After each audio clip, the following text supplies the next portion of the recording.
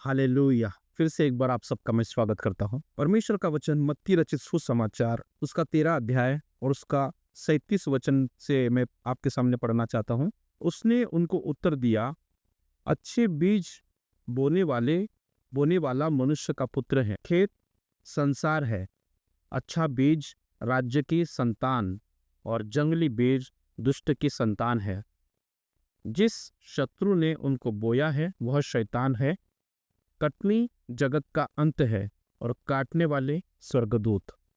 अतः जैसे जंगली दाने बटोरे जाते और जलाए जाते हैं, वैसा ही जगत के अंत में होगा। दोस्तों, यहाँ पर परमेश्वर का वचन ये कहता है, कटनी अच्छे बीज का बोने वाला मनुष्य का पुत्र है। अच्छा बीज जो बोया बोया गया है वो मनुष्य का पुत्र है, जो मनुष्य बनकर इस दुनिया में आया, जिसका नाम यीशु है। दोस्तों, बाइबल ये कहती है कि अच्छा बीज परमेश्वर के पुत्र प्रभु यीशु मसीह ने बोया और खेत जो होता है वो संसार है।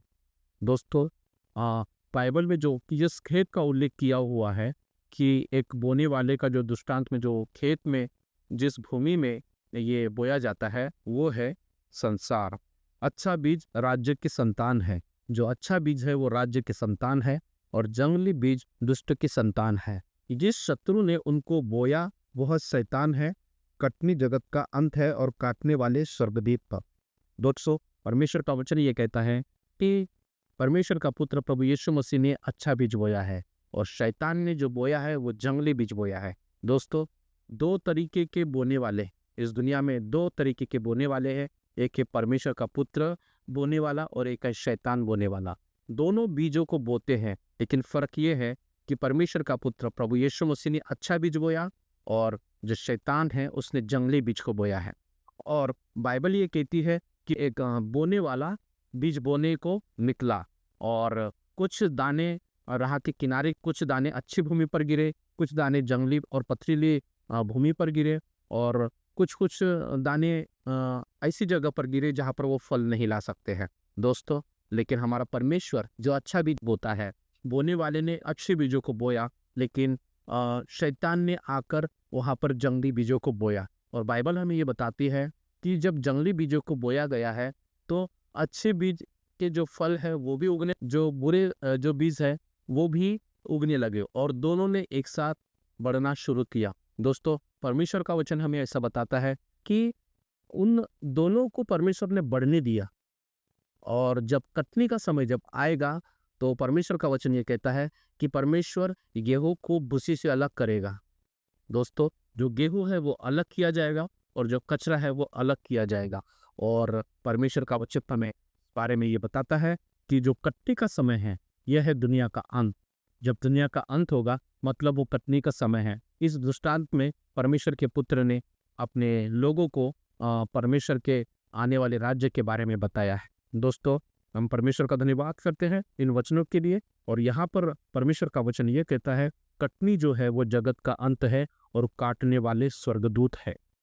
अतः जैसे जंगली दाने बटोरे जाते और जलाए जाते, वैसा ही जगत के अंत में होगा। दोस्तों, इस तरह से जंगली जो दाने होते हैं, जंगली जो पेड़ पौधे होते हैं वो अंत में जलाए जाते, वैसे ही मनुष्य का अंत होगा।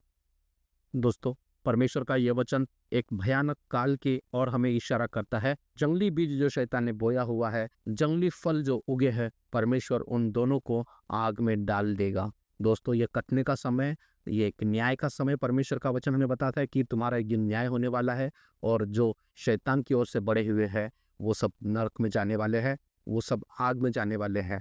दोस्तों, हमारा परमेश्वर जो जीवित है वो आज सबको बुलाता है और वो चाहता है कि कोई भी उस आग के राज्य में प्रवेश ना करे। परमेश्वर नहीं चाहता, परमेश्वर यह चाहता है कि हम सब परमेश्वर के राज्य में प्रवेश करें।